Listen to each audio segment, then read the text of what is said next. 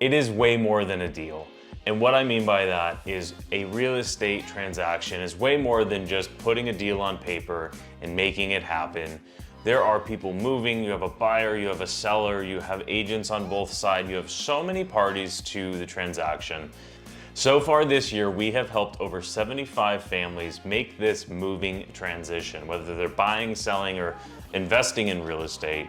We've helped that many families already this year. We're not quite halfway through. So we talk a lot about the different parts of the deal, but what I wanted to cover today is something a little bit different. I think it's a little bit fun. And the last one I saved is going to be a really good one. So what I want to cover today is what are the problems that we help our clients solve. I oftentimes have to remind myself and our agents, or us as agents, we have to remind ourselves over and over that we do this every single day. And especially on a team like ours, where we've helped a family almost every other day this year so far, we have to be able to remember that our clients don't do this every day. So how we do this, and like I said, I want to cover the different problems that we solve. And oftentimes for us, they can be very easy solutions, but to a consumer that hasn't done this in 5, 10, or ever, it can be a really, really big deal. So here's a couple of different things, and like I said, the best one I save for last. Okay, so the first thing that I'm gonna cover is before the actual transaction happens, and this is the myth over 20% down payment being necessary in order to buy a property, and that is so far from the truth. We help a lot of people buying their properties, and what we realize is that the average loan amount is really somewhere in between 5 and 15% down. Probably skews somewhere right around that 10% mark being the average, and that includes the people putting really large down payments down. But most first-time home buyers are really going in with a 5% down payment option. I did myself when I bought my first property. I actually had the intention and waited to save up 10%. And what ended up happening was rates went higher and prices went higher before I actually made my purchase. So my question to you is, are you in the boat of people who think you have to have 20% down, or that that's the smart financial decision? Because the myth and why it's so frustrating for us as agents, most people don't have to put 20% down to buy a home. Most people, really nobody really has to unless it's a qualifying thing. But here's a couple of things to take into consideration if you do think that you should have 20% down payment. So let's say you are planning on making a purchase and you want to buy a condo or a townhome for around $500,000. Let's just use easy math. And you have 10% currently saved up, and you're saying to yourself, I don't want to pay mortgage insurance, I don't want to do all that, I want to have 20% down payment when I buy my house. Okay, that's fantastic. So you need to save an additional $50,000 in order to be at that 20% down payment. So what could happen between now and then? My first question to anybody in this position is, how long is it realistically going to take you to save that extra $50,000? Are you saving $2,000 a month and it's going to take 2 years? Are you saving $4,000 a month and it's going to take 1 year? Or are you saving $1,000 a month and it's going to take 4 or 5 years? So my question is, in this example, and this is on a $500,000 condo or townhome, is however long it's going to take. One, are you actually going to do it? That's my number one concern.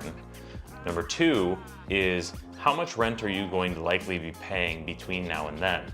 So if you're buying a $500,000 condo, and let's just say you're renting for $3,000 a month, and if you have to save for 2 years, well, you're gonna pay $70,000 or more in rent before you can actually save up that extra $50,000. Now, does that entirely make sense? That's up to you. But you're also gonna lose out on all the tax benefits. How much tax benefits are you losing because you waited those extra few years? How much appreciation have you waited on? Maybe prices go down and you actually end up winning, but then I'll go back to renting as well too. If you paid $70,000 in rent and your price comes down by $25,000, which would be significant, are you really in the winning position right there? So that's my question overall, is for the people who feel like you have to have 20% down. Yes, I understand you don't want to pay mortgage insurance. I didn't either, but between paying down my mortgage a little bit extra every month, prices going up, and making my normal payments, I was able to get rid of my mortgage insurance relatively quickly, which is what most people end up doing.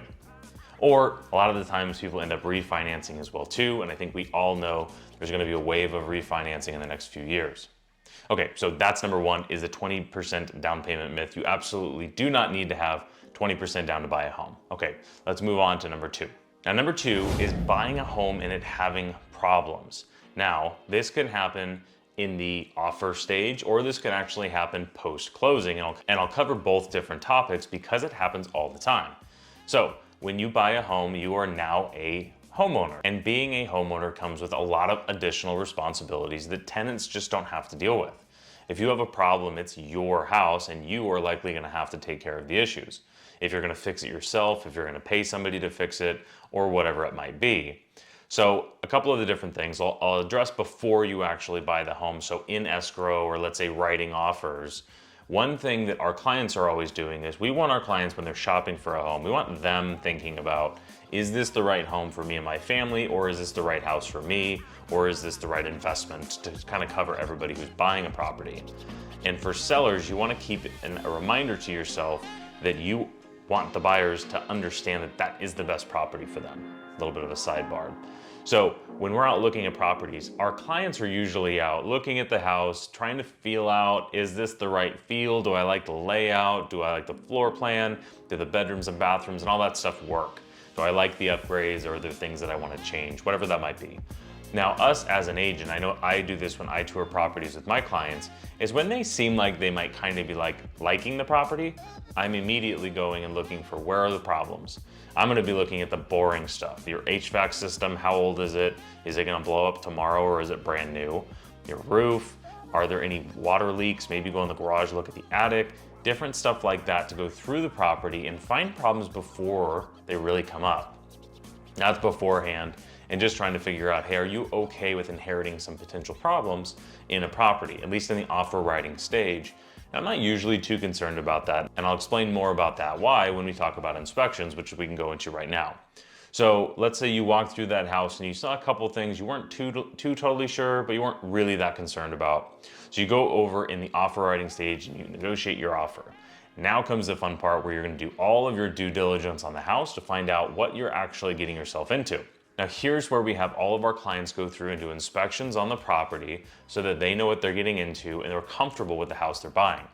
So when you buy that house, you're in escrow, you're doing these inspections, and you're finding out, hey, that HVAC system, the furnace is going to blow up any day now. So you need to be prepared for a $5,000 to $15,000 repair.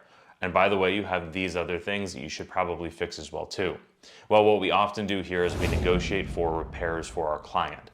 As long as these things are not obvious from when we wrote the offer, if the HVAC was maybe, let's exaggerate and say, torn out of the ground and it was not there, and we saw that when we wrote the offer, if we didn't realize that it was not working properly when we wrote the offer, we can absolutely negotiate for those things. So that's another way that we do it. Now, the last way is when you purchase a property, we always try to negotiate a home warranty paid for by the seller. So what we do with this is we make sure that we have that home warranty in place. Now, home warranties don't cover everything, but if your appliances go out, if your furnace goes out within the first 13 months of owning that home, you should be covered. Now, you can have somebody come out and they'll pay $75 or whatever it is to see if it's covered, and if it is, great. If it's not, you're a homeowner, you're gonna have to deal with those things. Those are just some of the different ways that we protect our clients from buying into a property with a whole bunch of problems. Now, the reality is, before you close on that property, you should know everything about it from your inspections, assuming, one, you're working with us, but if you're not, make sure you're doing all the necessary inspections. We recommend roof, general property inspection, termite, and your sewer inspection as well too. That should cover most of the basics. And if it's a unique property, you should probably reach out to your local expert and find out what else you should be doing.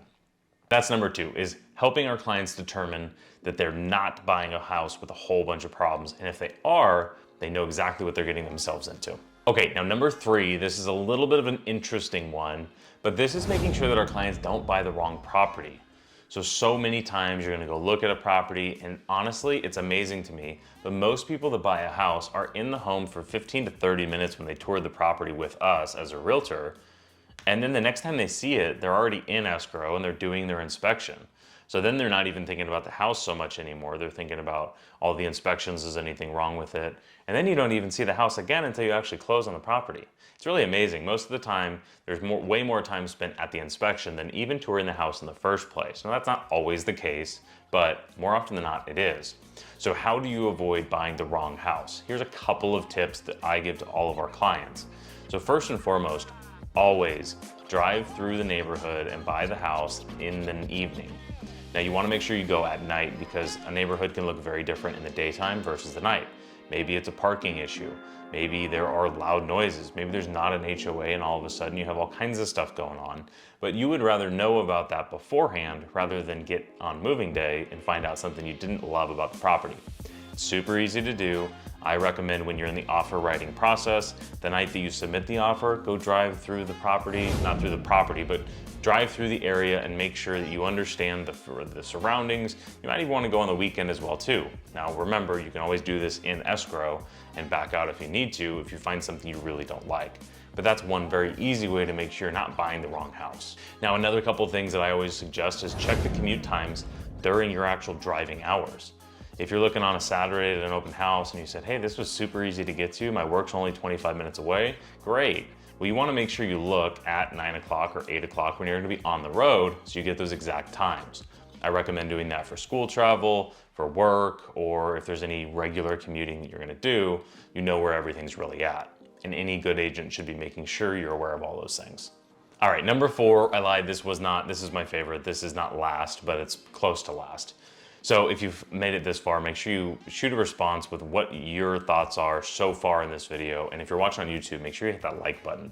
So number 4 is going into the emotions in the deal. Now, I said this kind of at the beginning, there are a lot of people involved in a transaction. And one of the things that we play as realtors is almost like a therapist to the deal.